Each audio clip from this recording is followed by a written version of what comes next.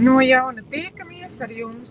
Mums tāds rusiņ tāds interesants grafiks 3 dienas pēc kārtas. Jā, jo es visu 3 dienas braucu uz Laimas veikals koncertu, un tad ir šī te iespēja izmantot šo te laiku vērtīgi un liederīgi, plus ir arī tādas foršas, pozitīvas, jaudīgas enerģijas. Nu, lūk. Tātad. Pie tā, kur mēs palikām iepriekšējā vakardienas video, tātad tie, kuri klausās šodien šo pirmo, kā trešo daļu, ieteiktu sākt ar pašu sākumu. Tur nav gan pierakstīt pirmā daļa, bet noteikti pierakstīšu. Un tad otro un tad trešo. Veiksme, neveiksme. Šo es vienkārši nosaucu veiksme vai nē, jo man Googles uzrakstīja, kad ir tikai ierobežot skatījumu maniem šiem te veiksme, neveiksme video, jo viņi tiek uzskatīti, ka tie ir azartspēļu veicināšana redz reklāmas video. Es tā saku, domāju, kā? Es taču ne tā izskatos, man tur kaut kāda bildi tāda uzlikt. Tā viņi to izdomā, pēc tam sapratu, viņi iztulko to veiksmi, neveiksmi, un droši vien azartspēles visbiežāk reklamē caur šiem vārdu salikumiem, kādiem saukļiem. Viņi vienkārši automātiski to ir pieņēmuši tā.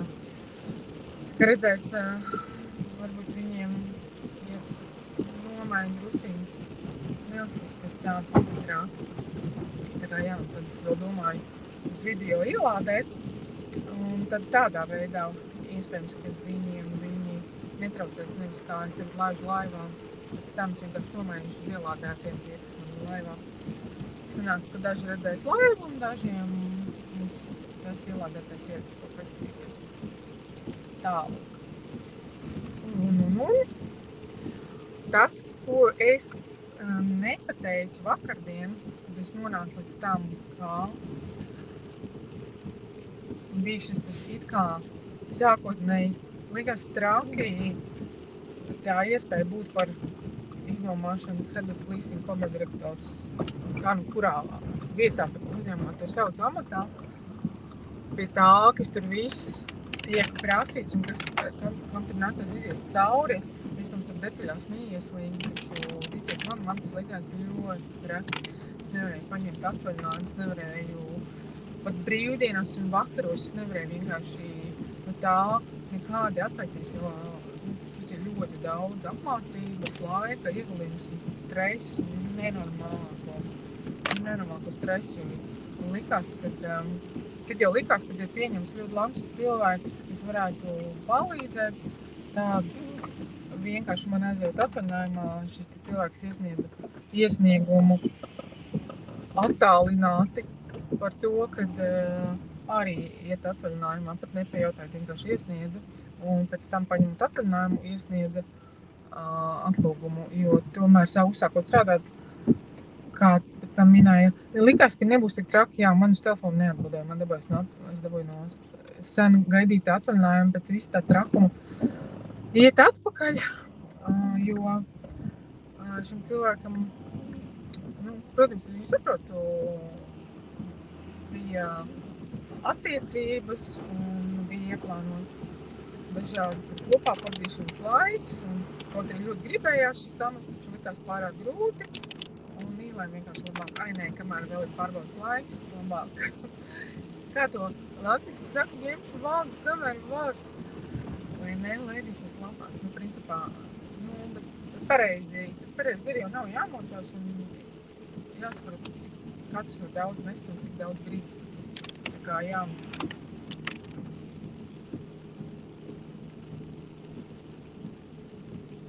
Un to, ko jau es jau vakar teicu, ka tad beigās es piekritu, ka labi, es vairs nebūšu marketinga direktori, būšu nomas direktori, vai komerces direktori, vai head of leasing, iznomošanas vadītāji, kādu, kurā uzņēmumā sauc tādu ieliks aprast, kas tas ir un kas zem tā slēpjas. Tāpēc man vairāk šos te nosaukumus, lai neieslēgtu detaļās, tā to bija starp aprast. Un tas tad arī tālāk, kā es vakar minēju, noveda līdz tam, ka viss šī pieredze, šīs izaicinājumi, ko es pieņēmu, bija pietiekoši, un tas darba stāžs un izdarītais bija pietiekoši, tad, kad īpašnieki nolēma mainīt kaut ko, un arī iepriekšējā tā brīdī mana vadītāja nolēma kaut ko dzīvē mainīt, ne? Man bija šī iespēja, kad man tā tika piedāvāta, ko es varēju līdz ar to pieņemt, kaut arī tad bija tā situācija, ka es jau biju domājusi vai nu mainīt darba vietu, jau vai uz intervijām, un man jau bija jāparaksta līgums citā vietā, vai nu palikt stāvoklī, ko es pirms tam biju izmēģinājusi gadu vairāk. Mēs tur vīru sāc analīzes gājumus, kaut ko darījām, visu kaut ko. Kamēr beigās mums teica, ka, ja mēs gribam, tad labāk tomēr izmantot mākslīgu apaugušanu, tad mēs izdomājam, iet runa par 3. bērnu. Izdomājam, ka tomēr labāk nē, ka mēs negribam mākslīgu apaugušanu, un izlēmām, ka tad nē. Un tad tieši bija šis piedāvājums. Es vienlaicīgi, kad es jau taisījos parakstīt, biju ar jauno savu priekšnieku tikšanos, parakstīt līgumu citā darba vietā, kur man būtu piedāvāts pavisam kaut kas cits, tā būtu ofisu ēkas, lielas attīstība, vadība un neliela arī tāda centrika izveidošana. Un tas bija tas, kas tika piedāvāts. Un likās, jā, tas būtu forši tāds kaut kāds atkal jauns lēciens un izaicinājums. Ja jau neizdodas tā 3. bērniņu, tad var kaut kā tādā veidā piepildīt, kaut ko meklēt, kaut ko mācīties jaunu, kaut ko sasniegt, sev pierādīt. Un tāpat brīdī, kad taisies jau parakstīt un lasīt visu noteikumus, līguma punktus un visu, tad, jā, viņš te zvans, kas teica, ka, lai es nekādus lēmumus nepieņemu, jo es jau biju īpašniekus brīdinājums, kas teicu, ja tā darīt. Bija jau tāds, kā jau vienošanās, es nekāds lēmums nepieņemu, jo ir citādāk apstākļi pamainījušies uzņēmumā. Tālūk, es tiku pie šīs iespējas, kura likās biedējošā, izaicinošā un tāpat laikā ļoti kārdinoša. Un šeit tieši tas pats scenārijs tikko kā piekrita, ka es parakstīju līgumu neilgi pēc tam. Es tomēr uzmanāju, ka ir pats notikums, un esam stāvēt 3. bērniņu. Un tad tas, protams, likās vēl grūtāk, vēl izaicinošāk un vēl trakāk, jo likās, kā es taču, kā. Un es zināju, ka, ja ir valsts locekļu līgums, tad tas nav kā darbinieku līgums, kad es paliec stāvoklī, tad nevajag tevi atbrīvot, var atbrīvot. Vienas dienas laikā to izdarīt, valsts locekļu drīkst tā izdarīt. Un es kāds traki bija to paziņot, pateikt un izdiskutēt ar ēģāru, ar īpašnieku pārstāvjiem, ar vadību. Tomēr nolemt, ka dosim viens otram iespēju un mēģināt to visu apvienot, kas bija ļoti, ļoti izaicinoši un grūti, ļoti. Taču tas iedeva šo iespēju nonākt, kas vien var būt uzņēmēju darbībā, algotā darbā augstākā punktā, būt par valdes locekli, par vadītāju 2 uzņēmumiem, komandai, veidot pilnīgi jaunu stratēģiju visos departamentos, izstrādāt budžetu, attīstības projektus, attīstības plānus, sadarbībā ar starptautiskām kompānijām, kaut kas pilnīgi fantastiska pieredze, fantastiska iespēja. Un tas viss tiešām brīnišķīga pieredze, brīnišķīga iespēja, ko caur grūtībām izdevās apgūt, iemācīties, un jāsaka, tajā vienlaicīgi arī tad sāku iepazīt šo te, ko ir populāri saukt par ezotēriku, patiesībā tā ir sevis attīstība, tas ir izzināšana dažādu vispār pieņemtu zinātnisku vai citādāku faktu, kas ir izziņoti, pārbaudīšana, izzināšana, sajušana, izlaišana caur sevi, pieņemšana, kad ir kaut kas vairāk tikai par redzamo daļu, ir arī neredzamā daļa. Tas sākās man tā, un man kā pirms tam esot rītīgi zvērinātam kristietim, kas apmeklēja baznīcu, lasa bībeli un seko visiem tiem notikumiem, man tas bija tāds liels solis, un pirms tam tas likās vispār neiespējami kaut kā tādu. Viss tas kopums, tā attīstība fiziskā plānā un tieši šī trešā bērniņa enerģija, tas viss radošais process pavēra kaut kādu vēl tādu jaunu jomu, tad vēl vienlaicīgi es nonācu tajā visā pasaulē, tajā jomā. Un es jau iepriekš stāstījusi, ka pirmais tāda iepazīšanās bija patiesībā ar manas vadītājs, vidas vadītājs tā laika pieaicināto astroloģi Aju Augstrumu, kura bija mums kopīgajā tīmbuildinga pasākumā, kur katram taisīja un komandai taisīja šo astroloģisko karti, un kas ļoti atbild, ļoti sakrita katram un arī komandai, un bija ļoti, ļoti interesanti. Pēc tam katram bija iespēja individuāli parunāties, kas tad man likās, ak, Dievs, nē, kas tas notiek vispār, kā tā var. Un es gāju uz to sarunu ar tādu, ko tad man tur tādu pateiks. Man tas neviens vispār nepiedomā. Un tas bija tas punkts, kur man notika šīs saskārsme ar šo neredzamo plānu, kur es saņēmu enerģiju un informāciju, ko zinu, ka to nevarēja nekādi zināt neviens faktus, notikumus, kas tiešām nekādi neviens par to nevarēja uzzināt, jo es pati par to skaidri nezināju vēl. Un tad, kad saņēmu šo informāciju un enerģiju, tādu tikai es pārjautāju, izpētīju un uzzināju, ka tas patiešām tā arī ir.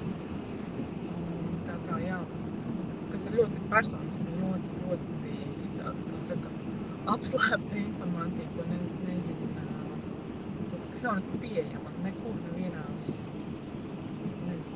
nekādos avotos, nekur.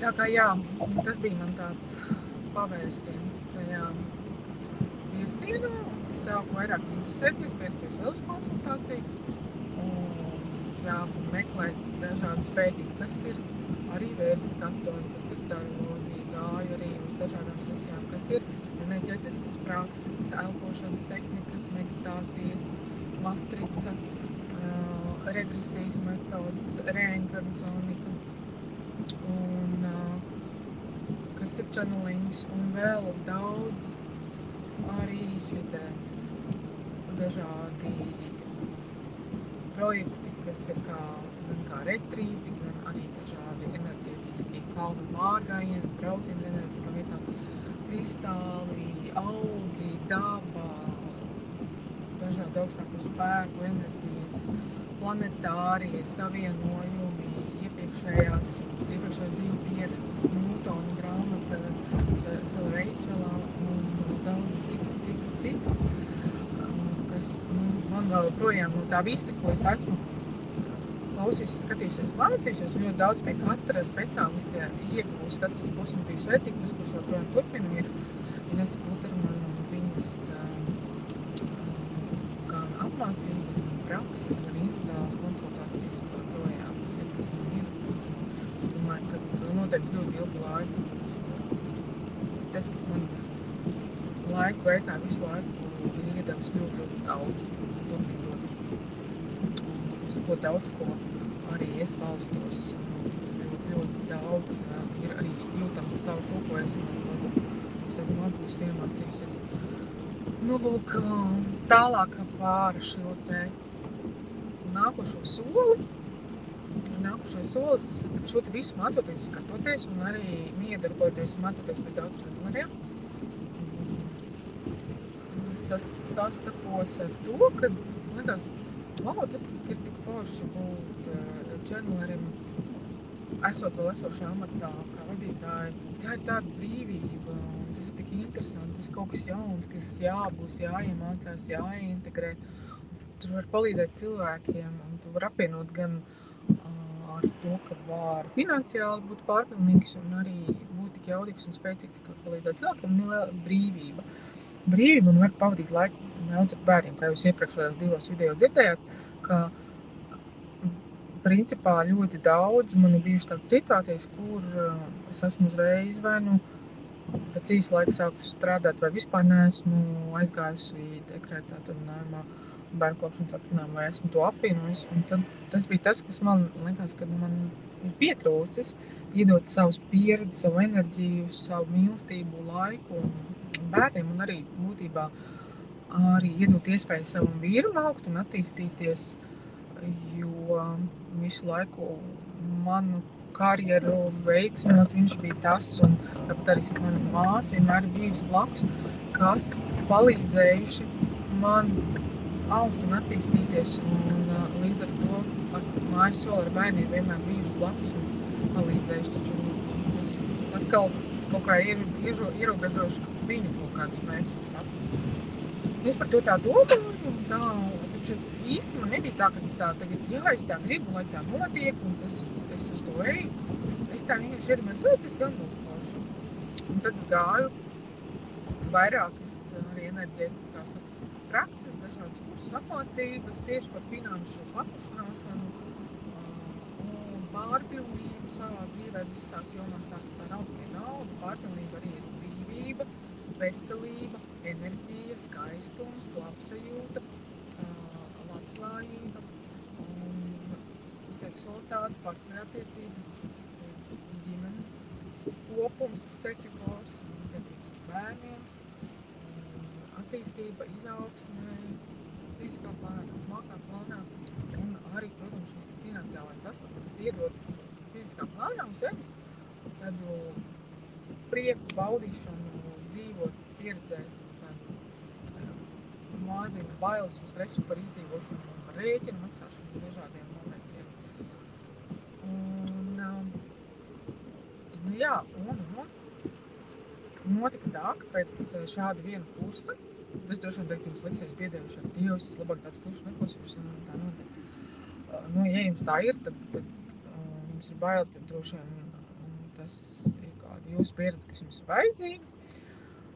Taču stāsts ir par to, ka tad tieši izmainījās atkal uzņēmuma apstākļi, jo īpašnieka meita vēlējās pamēģināt savas spējas uzņēmuma vadībā un nomainījās situācija pēc 3 gadu pieredzes ar ļoti labiem tādiem izdevšanas līguma nosacījumiem.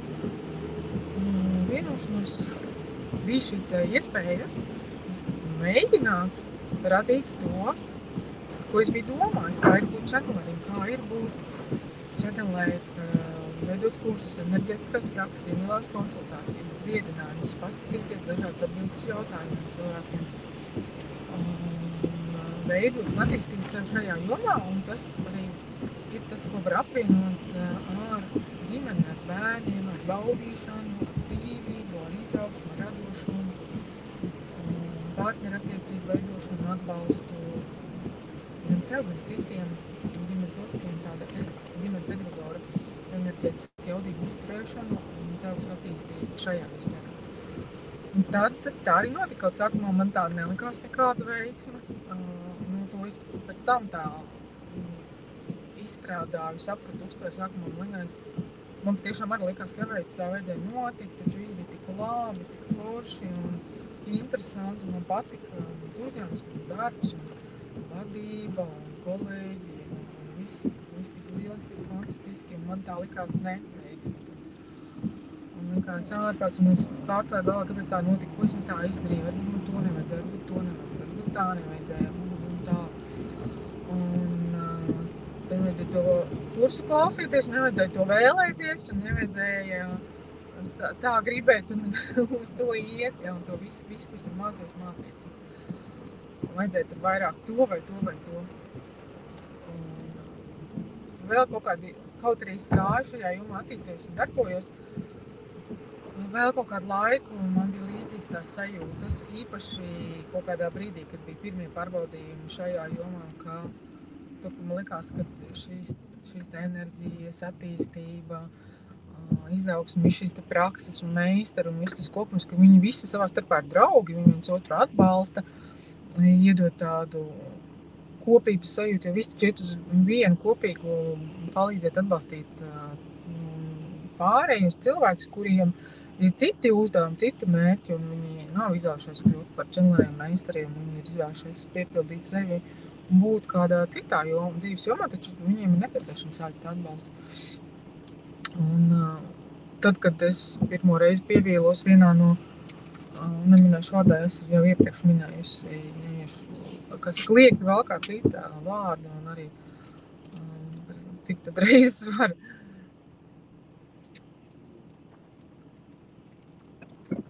par to runāt, bet es tāds ir par to veiksmu un neveiksmu, bet man tas jāpiemēr tikai citā kontekstā.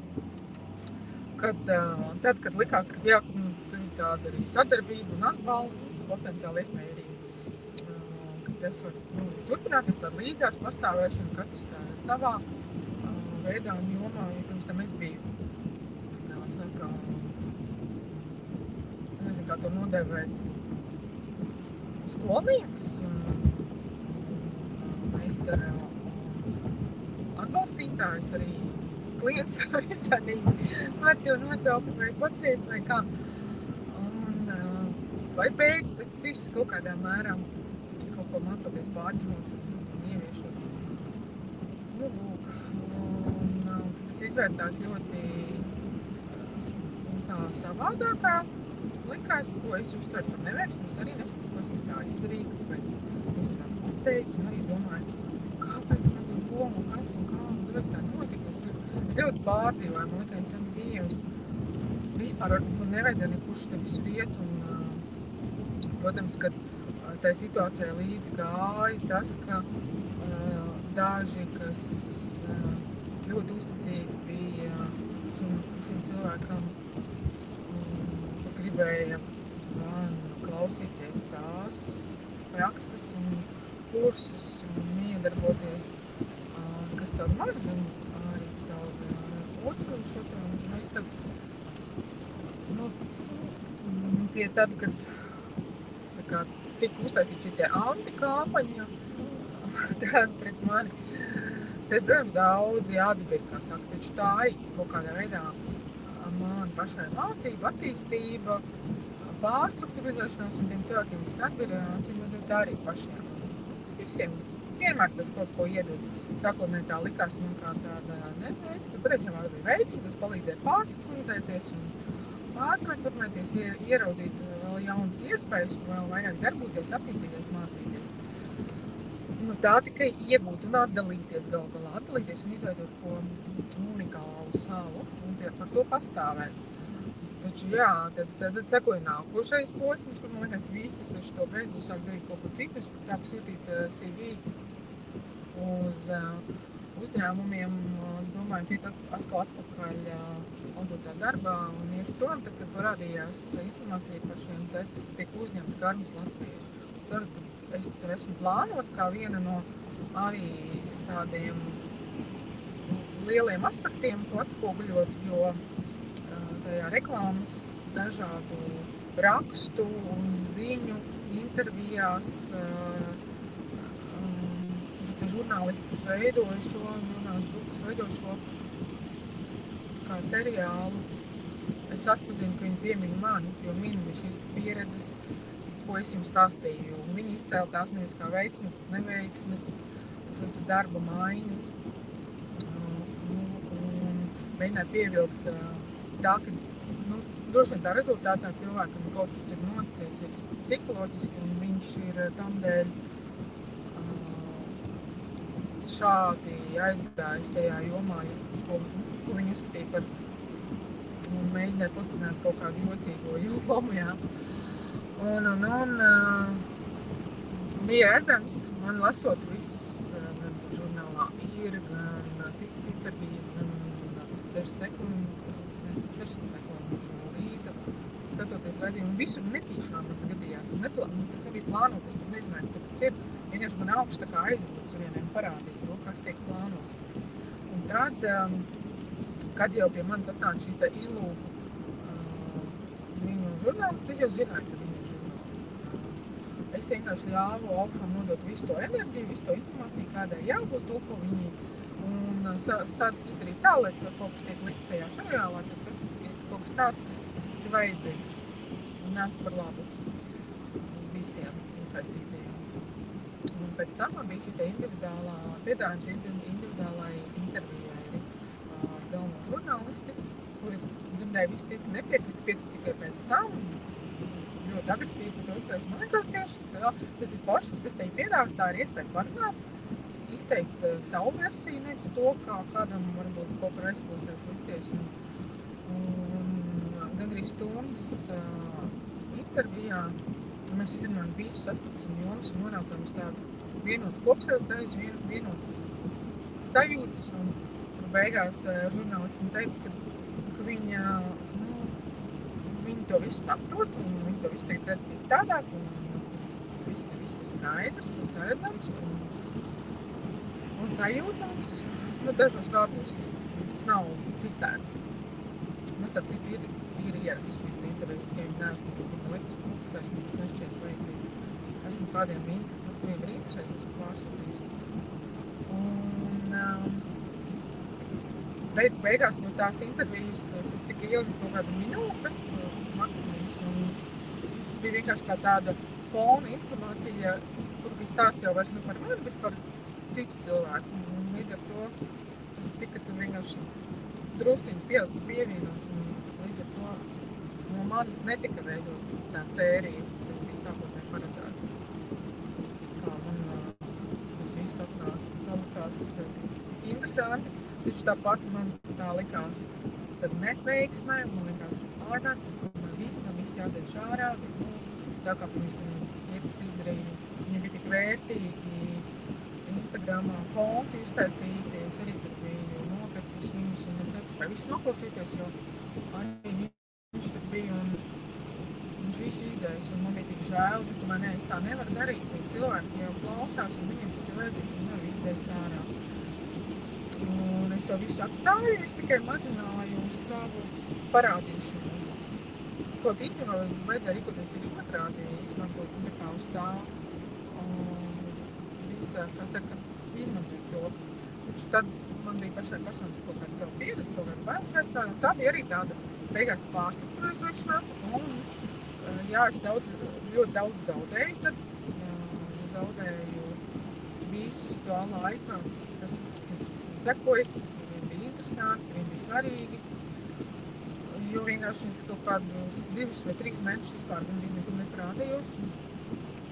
Un, protams, tas cilvēkiem kaut kādu, ja vajadzīgs atbalsts, un meklēt kaut ko citu, ko viņiem citu darīt. Un tad man nācās atkal visu sākt veidot no sākuma. Tā atkal bija man tāda skola, mācība, pārstrukturizēšanās, tā kā veidošana gandrīz vai visam citādākā veidā. To visu. Tā kā arī no tā es tikai iegūtu, iemācījos, attīstījos, izaugu un kļuvu vēl jaudīgāk. Un atkal šīs te aspekts, ko varēja uzskatīt par neveiksmi, pārāk veiksmē. Un bija kā punkts, kā atspēļu punkts jaunam attīstības posmam. Tā es varētu minēt vēl vairākas dažādas situācijas, tieši kas ir attīstības ziņā, kur ir finanšu pienesums un izpausmes, sevis iznešana un kaut kādi momenti, kas kaut kā ietekmējuši, kas likties, Dievs, kāpēc tā vajadzēja notikt, kāpēc. Un beigās izrādās, īstenībā labi, ka tā notikās, jā. Īstenībā ļoti labi, tas attiecībā. Parādīja to, atspoguļoja to, atsijāja to un lika iespringt un pavirzīties tur un iemācīties un nonākt tur, kur bija jānonāk. Tā kā runājot par veiksmēm un neveiksmēm, vienmēr katram mākonim zelta maliņa, viss ir atkarīgs no tā, kā uz to paskatās un kā izmanto viss moments savā dzīvē un kā viņus integrē. Vienmēr var iekrist spilvenā, līdz stūrītī, noslēpties un gaidīt, ka kaut kas mainīsies. Taču mainīsies tikai tad, ka katrs pats piecelsies un kaut ko mainīs. Un šīs situācijas notiek tam dēļ, lai kaut ko pavirzītu. attīstībā. Kaut kas nonulēs, kaut kas tiek noņemts, kaut kas jau izstrādāts, kaut kā jūs esat izauguši. Un ir kādi cilvēki, darbi, apstākļi, situācijas, vietas, kur jums vienkārši ir paredzēts virzīties tālāk. Un ja jums to visu neizkustinātu, nenotiktu šīs te it kā neveiksmes, kas patiesībā ir veiksmes, kas jūs pamudina virzīties, svarīgi tikai to saprast, ieraudzīt un noticēt, ka tas ir tāpēc. Un ja ir grūti tajā brīdī, tad paņemt, izmantot šos instrumentus, uzzināt, atnākt, pajautāt jautājumu, kāpēc tā notika, ko man tas dod, ko es varu palaist garām, kādas ir iespējas, kāda ir virziena, kas tagad uz ko jāfokusē. Lekt augstāk, lekt tālāk un to izmantot kā tramplīnu. Un atspērties un pacelties un lidot un kāpt un attīstīties un augt un piedzīvot, baudīt un būt tajā visā iekšā pilnu atdevi. Cenšoties pēc iespējas ātrāk izkāpt no tās neveiksmes vai neveiksminieka sajūtas un status un enerģētikas, kad liekas, ka viss slikti vibrācijas nogāžās uz leju, piezogās tādas bailes, stress. Tas prāts, jo viņš nezina, kā. Tas viss notiks paredzēt daudz foršāk un interesantāk, jaudīgāk kā līdz šim. Viņš prāts nezina, jo prāts zina to, kas ir bijis. Viņš nevar paredzēt uz priekšu. Un viņam līdz ar to ir baili, jo viņš satrauc. Tādēļ izmantojot visus instrumentus, iespējas uzzināt, kāpēc ir kaut kādi tādi momenti jūsu dzīvē kādā jomā, ko tie dod, un kas patiesībā varētu tad notikt, ja jūs nenonāktu tajā situācijās, ja jūs gribētu iet pa vecam, kas tad būtu. Un tas jums palīdzēs to visu saprast, atspērties, rīkoties, saņemt atbalstu, enerģiju, informāciju, virzienus, lai ātri no tā viss iziet ārā. Un prakses enerģētiskās, kas palīdz izdziedināt un atjaunināt sevi, jo dažkārt ir ļoti grūti iziet no tā ārā. Īpaši tās ir kādi zaudējumi, ko jūs kaut ko pazaudējat, kam jūs esat ļoti pieķaušies vai ko esat likuši cerības. Kaut kas nenotiek, nevirzās un emocionāli ļoti smagi un traki, un ir ļoti grūti, un liekas, ka jūs esat lielā bedrē un nezināt, kā no tā pat ārā. Tad arī ir iespēja gan individuālā konsultācijā, gan praksēs, gan dziedinājumos, gan kursos, to visu izstrādāt un no tā ātrāk tikt ārā un atspērties un iedzieties tālāk. Daudz ātrāk un vieglāk nonākt tur, kur jums patiesībā jūs augstākie sejas vārdā. Tas būtībā jūs paši sev varat, jo viss jau ir tāpat, kas notiek jūsu pašu izvēlēts, jūsu dzīves pieredzē, jūsu šajā iemiesojumā, visi uzdevumi, visas mācības, kaut kā jūs iekļūstat pārtransformēt, attīsties, augot, izmantojiet un bauda katru momentu. Tas ir katra paša jūsu jau izvēlēts nākot šajā iemiesojumā, šajā dzīves pieredzē fiziskā plānā.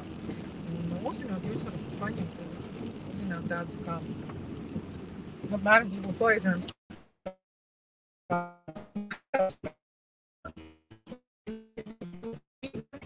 slēdz iziet un atklājas un mēģināt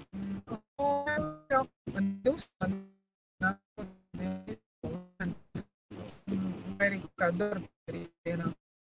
Jūs neši paralēt, vai tā ir spēle, kaut kāds cits jau izdās padalās, vai ir kaut kādi, kas jums pasaka, vai kaut kādi life hacki, vai ir internetu kaut kas pieejams, ko jūs varat uzzināt, un kaut kāds padomus, kā jūs varat tikt uz priekšu. Protams, dažreiz cilvēkam gribas grib pats, es neko negribu zināt, man neko nevajag, tas arī ir iespējams, tad vajadzēs lielāku pacietību, laiku un enerģiju ieguldīt. Var izmantot to, kas ir pieejams, jo tā ir sazināšanās būtībā ar savām kūrējušām struktūrām, garīgiem padomiem, sargiņdzeļiem. Un būs no savējiem, kā saka, savu dvēseli ģimenes, savu augstākais vadībā varat saņemt to, ko jums tajā brīdī vajag. Visvairāk, tā kā tā. Tā kā tiekamies jau atkal pavisam drīz, es jau esmu Jūrmalā. Un čau, čau!